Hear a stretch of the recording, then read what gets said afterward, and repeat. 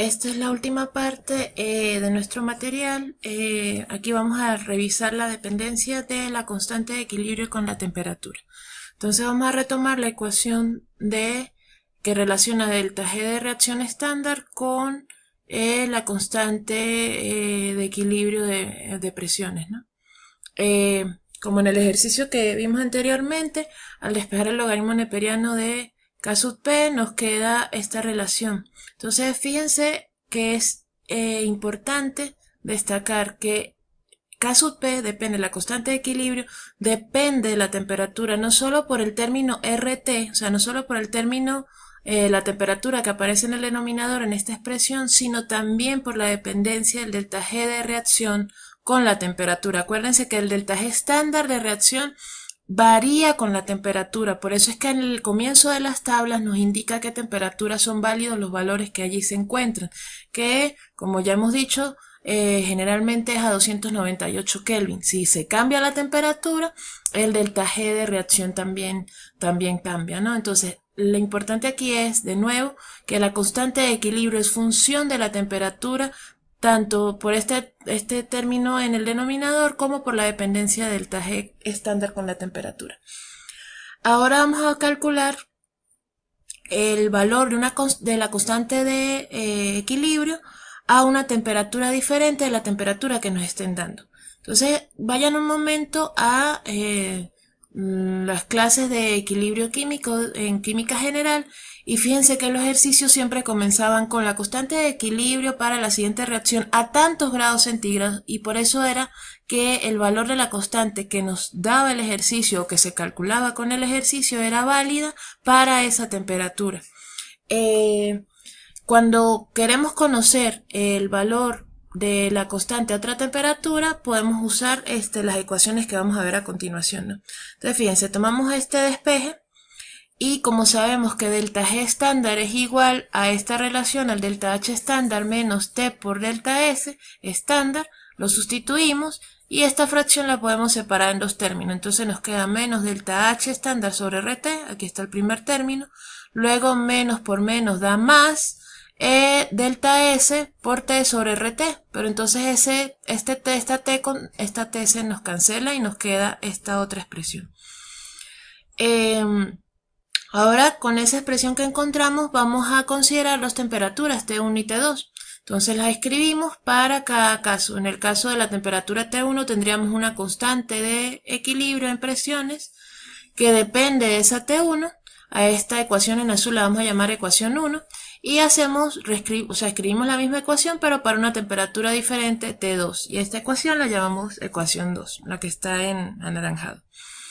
Si restamos la ecuación 2 con la ecuación 2, mejor dicho, le restamos la ecuación 1 y tomamos las siguientes aproximaciones, que es considerar que el delta H estándar y el delta S estándar de esas reacciones no varíen entre T1 y T2. Esto es válido si el rango de temperatura entre T1 y T2 es muy pequeño, pero para nosotros va a ser una aproximación que independientemente del rango que estudiemos, pues la vamos a tomar como cierta por ahora.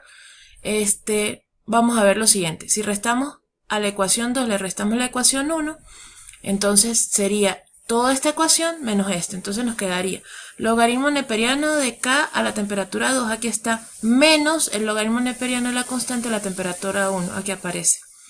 El otro lado de la ecuación nos quedaría el igual, y fíjense que esta ecuación menos este segundo término donde aparece el delta S, estos dos son iguales porque estamos tomando esa aproximación de que el delta S es igual en T1 y T2. Entonces estos dos términos se cancelan entre sí y nos quedarían estos términos, que sería menos delta H sobre RT2, y como estamos restando T1 quedaría menos por menos da más aquí, delta H sobre RT1. Pero fíjense que no son iguales, a diferencia de estos no se cancelan porque este depende de T1, este depende de T2. Aquí lo que vamos a ver es que les recomiendo hagan el ejercicio, lápiz y papel, paso a paso, con calmita. Van a encontrar que el término delta H estándar sobre R factor común aparece aquí y aparece acá, y quedaría dentro del paréntesis 1 sobre T2, que vendría de este término, el negativo está aquí afuera como factor común, y como dijimos que quedaba positivo, era 1 sobre T1, pero entonces menos por menos da más, aquí aparece 1 sobre T1. Esta ecuación que me relaciona las constantes de equilibrio a dos temperaturas con el delta H de la reacción es lo que se conoce como la ecuación de Van Hoff. Entonces vamos a detallar un poquito en las implicaciones de esta ecuación, ¿no? Vamos a ver qué pasa, por ejemplo, al aumentar la temperatura.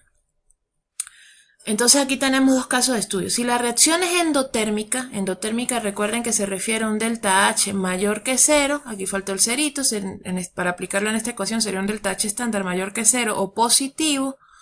Si delta H es positivo, nos queda que menos por más da menos.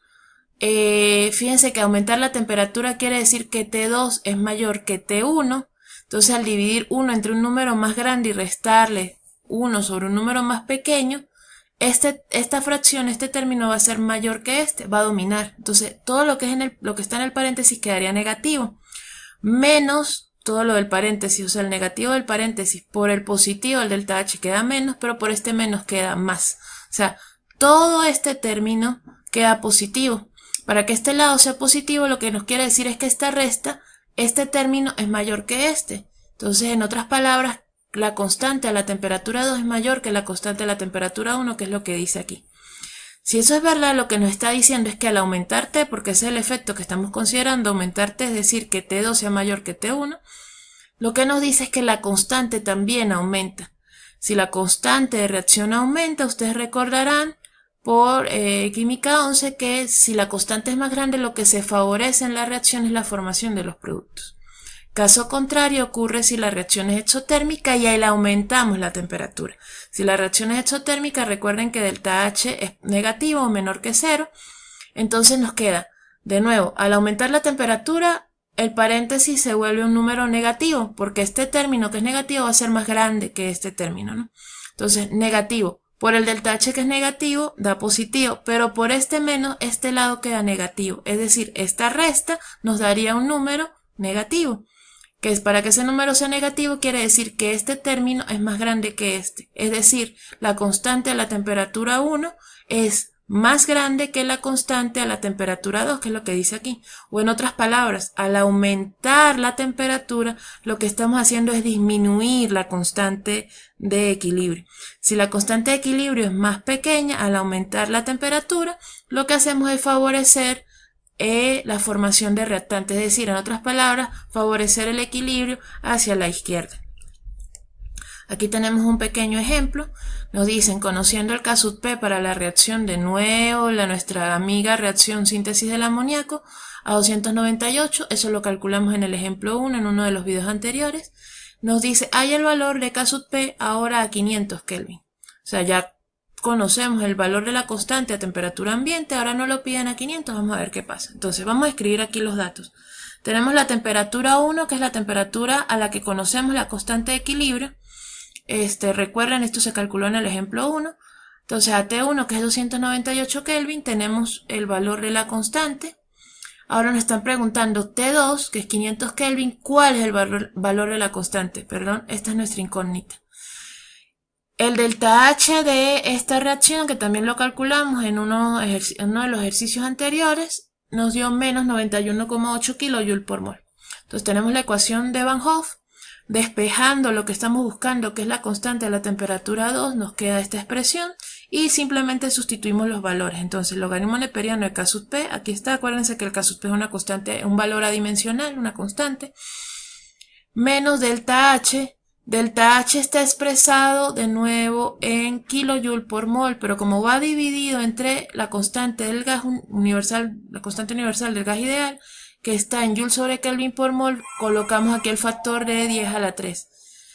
Menos, la diferencia entre las temperaturas T2 y T1. 1 sobre T2 y 1 sobre T1. Este valor nos da menos 1,56, pero nuevamente no nos están pidiendo el logaritmo de K sub P, nos están pidiendo la constante a T2. Entonces aplicamos el antilogaritmo exponencial a la menos 1,56, eso nos da 0,21. Es decir, al aumentar la temperatura, porque estamos pensando en el cambio de ir de 298 Kelvin hasta 500 Kelvin, la constante pasa de 5,85 por 10 a la 5, que es un número grandísimo, a 0,21, que es un número pequeñito. Entonces, hagan el ejercicio, por favor, de un momento, regresen sin haber hecho ningún cálculo, con solo saber el signo del delta H, que en este caso es negativo, es decir, una reacción exotérmica, podíamos predecir ya cuál iba a ser el efecto sobre la constante. Regresemos a la diapositiva anterior.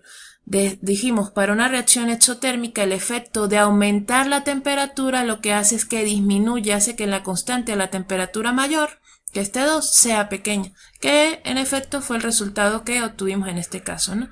Les recomiendo a modo de práctica que hagan este mismo análisis para una reacción exotérmica y para una reacción endotérmica, pero al disminuir las temperaturas. Es decir, si conociéramos, por ejemplo, el valor de la constante a 1500 Kelvin y nos pidieran calcular el valor de la constante a 298 Kelvin, es decir, ir de una temperatura mayor a una menor, ¿qué pasa en estos casos? Hagan este mismo esquema, pero disminuyendo la temperatura.